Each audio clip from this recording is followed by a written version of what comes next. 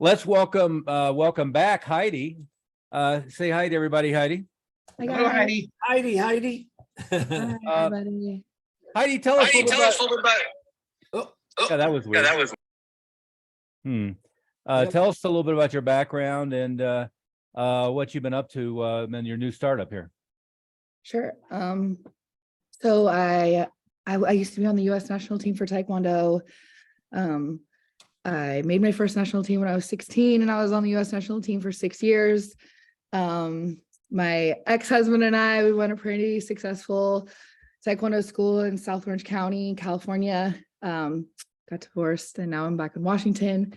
So I opened my Taekwondo school about 9 months ago in Woodinville, Washington. I see a couple of my Mercer Island friends over here. What?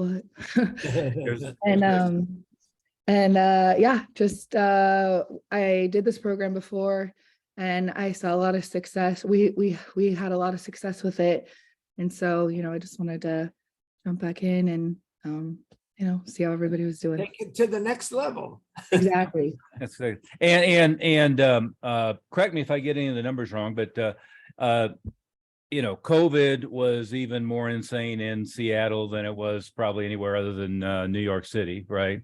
And so that put some of your plans on sidetracked when you were opening. But then you located this existing location 9 months ago, and are already up into the low 30s as far as revenue in 9 months. So that's a good start. What do you attribute your rather quick start to on reopening after quite a while? Yeah. So when we did the program before, we were always able to launch, like we always had a basic and we always had a black belt club, but we were never able to pull off a leadership, or we just didn't have the balls to do it. I think the frame that you put on it yesterday, correct me if I'm wrong, is an awful lot of what we were suggesting didn't get implemented due to lack of having the balls to just implement. Yeah, totally. And so not on your side, I will correct. yes, that is correct. That is correct. And so I wasn't trying to make a dig at your ex-husband. I was it's all right, dig away. Just kidding. No, and so I basically just used everything that we had learned, 7 years ago. So I started with the basic, I started with a black belt club, and I'm now starting with the leadership. I just launched it last week. And so I just did all of the old numbers, right? So basic 197, black belt club 297, leadership 397. And last month, I think it was like month 8 or 9, and I did like 36,000. 90% connected to you. Go ahead. Yeah. Okay. Say that one again. Trying somebody to Oh, mute it. yeah. So I think it was like month 8 or something, 8 or 9 last month. I did 36,000 in my first, like within my first year of being open, which I thought was pretty cool. Excellent. And as far as tuition, which can certainly be a topic today a little bit, but it's not my primary thing I wanted to cover, is what we're seeing now. I think is most of the schools that are the $1 million schools. Paul, you're in that category. What are your rates right now? 325, 400, and then 495. Yeah. So 325 for a trial enrollment, and again, a pretty good jump from where you're at right now. That's the 12-month basic program that everybody else refers to. I call it a trial enrollment, but yes, same idea. Yeah. But if you say trial, they'll think an intro sometimes. So yeah, it is the 12-month commitment. Yes. And I see William Long on here. William, you were famous for stating your number one. that feedback echo must be coming from William. I think so. Sorry about that. That's okay. William, you were famous for your number one takeaway from Florida was you needed to raise your prices. Share that briefly with everybody. What your blinding flash of the obvious was at that meeting. Well, for our pricing, I needed to increase my the Black Belt Club and the Black Belt Leadership pricing. Mhm. My current pricing right now is at $297, but I am considering raising it up on my basic trial program that you're talking about. Mhm. But the $297 has worked really nicely right now. I get a little bit of resistance, and I think that might just. So are come we from calling the process. every person? You gotta Um, everybody keep muted unless they're talking, so we don't Yeah. interrupt all the time. Bob, remind me to double check the settings to make sure it automatically mutes unless somebody wants to unmute themselves. Yeah, I'm trying to keep an eye on it. Some of them are Yeah. popping up. Oh, Okay, anyways. go ahead, William.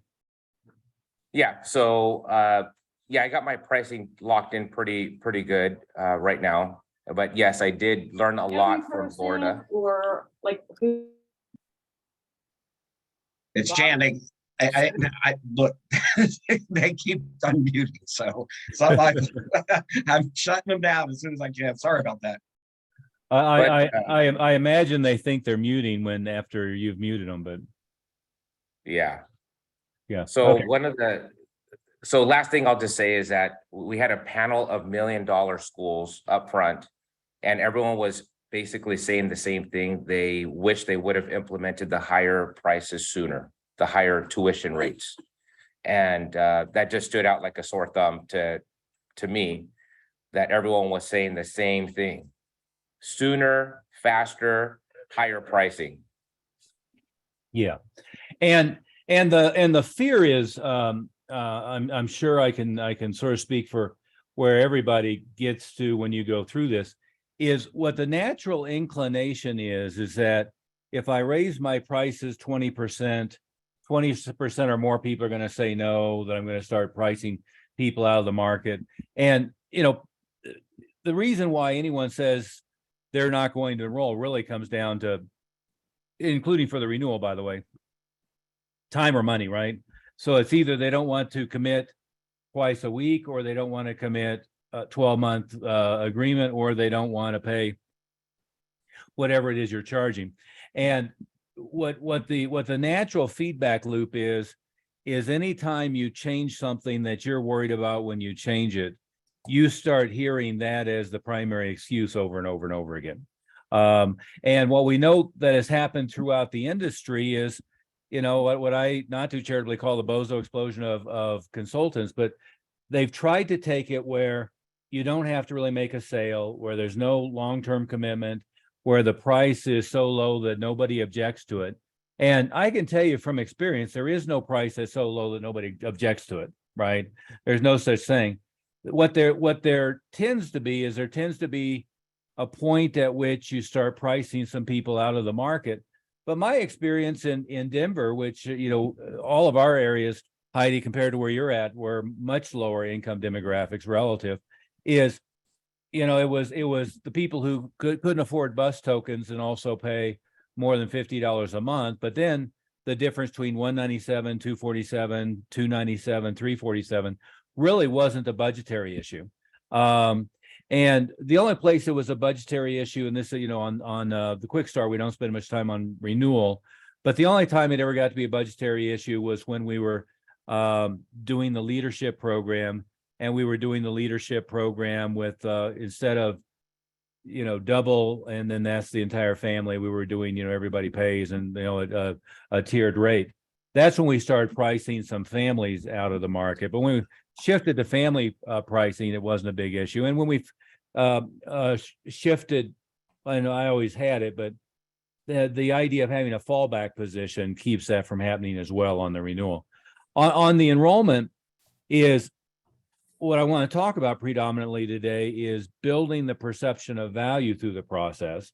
And what you want to do, and I don't know how many hundreds, if not thousands of times I've heard this when I've personally done intros and enrollments in our schools, is what you want is when you get to price is, if you get pushback, the pushback is, oh my goodness, this program is worth so much more than you're asking. It's just more than I had budgeted. I got to figure out how to do it.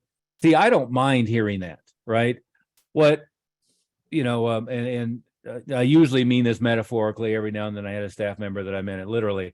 But if they say, this is a lot of money for what you're, for what you're offering. That's when you go hit the instructor in the shins with an Eskrima stick. Something went wrong with the first intro, second intro with the process. That's a management technique I'd recommend to you, Heidi, is the right below the knee with the Eskrima stick.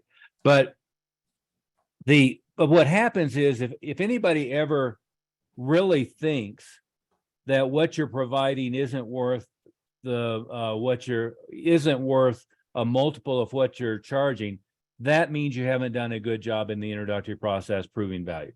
And again, that's what I wanted to talk about today, picking up from where we've been the last few weeks, is really having that process of proving value